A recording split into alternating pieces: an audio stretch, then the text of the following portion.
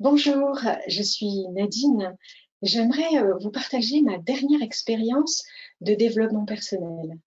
Voilà, je me suis inscrite récemment à un atelier qui s'intitulait Art de la guérison du Tao.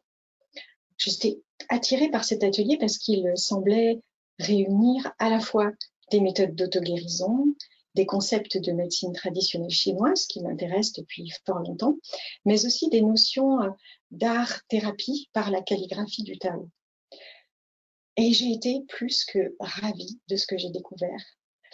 Cette approche de Maître Zhigang Sha, qui est médecin en médecine traditionnelle chinoise, mais il est aussi expert dans toutes sortes de disciplines thérapeutiques et artistiques, m'a étonnée parce que c'est une méthode simple.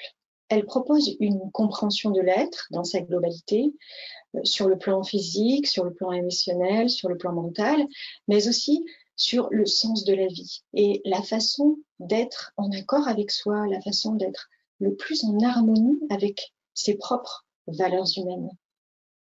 Alors pour ma part, je venais de ces derniers mois de soutenir mes parents qui ont eu de graves problèmes de santé, tout en gérant un travail très prenant psychologiquement.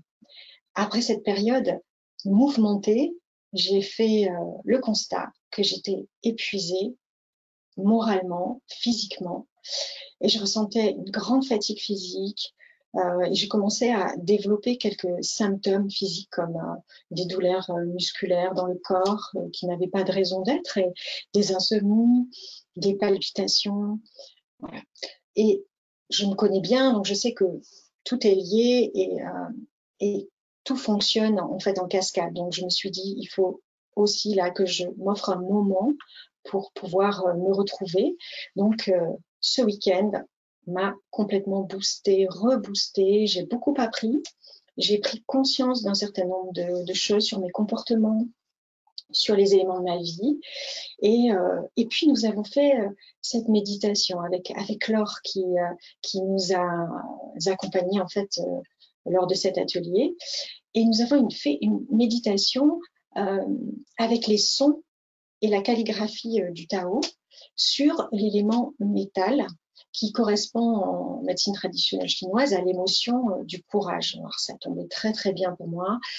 Et cette méditation m'a vraiment aidée à modifier mes pensées, mes ressentis négatifs du moment en fait. Et je me suis sentie complètement apaisée. J'ai retrouvé de l'énergie, du courage, le courage dont j'avais besoin pour repartir dans ma vie. Donc, j'ai pu faire cette pratique plusieurs fois après en me procurant le livre et les vidéos. Et en autonomie, ça m'a vraiment permis de récupérer rapidement. Alors, ce n'est pas réservé aux gens qui méditent seulement, hein, car on peut y trouver quelque chose, chacun peut y trouver quelque chose pour avancer sur son chemin, selon sa quête personnelle. Hein.